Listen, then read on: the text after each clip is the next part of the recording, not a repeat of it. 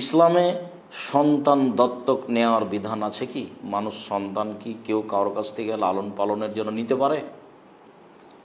সম্মানিত দর্শক মণ্ডলী, মানুষ কেউ কারো থেকে সন্তান ছেলে হোক মেয়ে হোক লালন পালনের জন্য নিতে পারে, এইটা জায়েজ। লালন পালনের জন্য নেওয়াতে কোনো সমস্যা নেই। কিন্তু কথা হচ্ছে যে লালন পালন করার ব্যাপারে যদি বাচ্চা ছেলে হোক মেয়ে হোক 2 বছরের মধ্যে যে নিচ্ছে সে যদি দুধ পান করাতে পারে, তাহলে বড় হয়ে গেলে তার স্বামীর জন্য, এই পরিবারের জন্য কোনো সমস্যা হবে না। আর যদি 2 বছরের পরে বাচ্চা নিয়ে থাকে, তখন আর তাকে এই দুধ সন্তান হিসেবে গণ্য করার পথ থাকবে না। সেটা বড় হয়ে গেলে তার সাথে শরী পর্দা করতে হবে। এইটা একটা দিক। আরেকটা দিক হলো, লালন পালনের জন্য ছেলে হোক মেয়ে হোক মানুষকে নিতে পারে, কিন্তু পরিচয়ের সময়ে নিজ পিতার পরিচয় দিতে হবে। যে লালন পালন করার জন্য নিয়েছে সে তার পিতা বলে পরিচয় দিতে পারবে না। সাথে সাথে তার স্ত্রী ওই বাচ্চার মা বলে পরিচয় দিতে পাবে না। কেননা এমন পরিচয়কে আল্লাহ তাআলা হারাম করেছেন, রাসূল সাল্লাল্লাহু আলাইহি ওয়াসাল্লাম হারাম করেছেন। আর পিতা জানার পরেও যদি মানুষ অন্যকে পিতা বলে স্বীকৃতি দেয়, তাহলে রাসূল সাল্লাল্লাহু আলাইহি ওয়াসাল্লাম তার উপরে জান্নাতকে হারাম করেছেন। সম্মানিত দর্শক মণ্ডলী, আল্লাহ তাআলা সূরা আহজাবের 5 নম্বর আয়াতে বিষয়টি স্পষ্ট করেছেন। তাতে বোঝা যায় যে মানুষ লালন পালনের জন্য সন্তান ছেলে মেয়ে নিতে পারে, তবে পিতার পরিচয় দিয়ে নিতে হবে। আর নিজের পরিচয়টা অভিভাবক হিসেবে দিতে হবে। স্কুল কলেজের নাম লেখানোর সময়তে যে লোক ওই ছেলে মেয়েকে লালন পালন করছে সে লোকের অভিভাবক হিসাবে নাম দেওয়া থাকবে, অভিভাবক অমুক।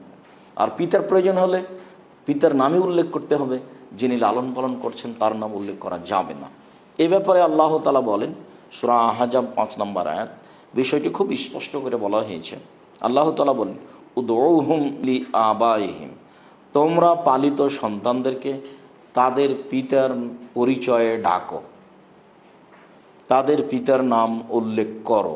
হুয়া আকসাতু ইনদাল্লাহ, এটাই আল্লাহর নিকটে অধিক ইনসাফ পর কথা, অধিক ইনসাফ ন্যায়পরায়ণতা এটাই যে মানুষকে তার পিতার নামে ডাকা হবে।